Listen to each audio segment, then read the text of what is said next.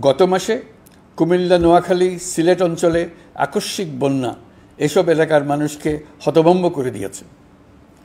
এখানে বেশিরভাগ এলাকায় কোনো দিন বন্যা হয়নি। তারা বন্যা মোকাবেলা করে অভ্যস্ত নন। দেশপ্রেমিক সশস্ত্র বাহিনী তাৎক্ষণিকভাবে বন্যা আক্রান্ত সবাইকে রক্ষার জন্য এগিয়ে আসে। সেনা, নৌ এবং বিমান বাহিনী পরস্পরের সঙ্গে সমন্বয় করে একযোগে কাজে নেমে পড়ার ফলে মানুষের দুর্ভোগ কম হয়েছে। এর পরপরই এনজিও এবং সাধারণ মানুষ দেশের সকল অঞ্চল থেকে দলে দলে এগিয়ে এসছে।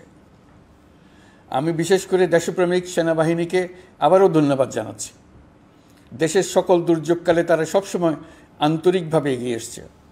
বিশেষ করে বন্যা ও শান্তি শৃঙ্খলা রক্ষার কাজে তাদের সৈনিক এবং অফিসাররা দিনের পর দিন যেভাবে দায়িত্ব পালন করেছে তার কোনো তুলনা হয় না। জনজীবনে স্বস্তি ও আত্মবিশ্বাস প্রতিষ্ঠায় তাদের ভূমিকা অনন্য। বাংলাদেশ সশস্ত্র বাহিনীর সকল সদস্যকে আমি ধন্যবাদ জানাই তাদের সততা, ত্যাগ ও অসীম দেশপ্রেমের জন্য।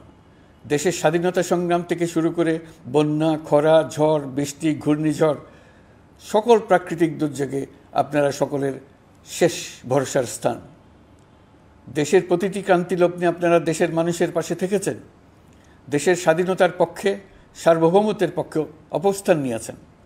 দেশ গঠনে আপনারা সবার আগে এগিয়ে এসছেন। বিগত জুলাই হতে শুরু হওয়া গণ অভ্যুত্থান, বন্যা, নিরাপত্তা প্রদান, অস্ত্র উদ্ধার সহ সকল কার্যক্রমে আপনারা সফলভাবে দিনরাত কাজ করে যাচ্ছেন। সরকার ও জনগণের পক্ষ থেকে আমি আপনাদের প্রতি কৃতজ্ঞতা জানাচ্ছি।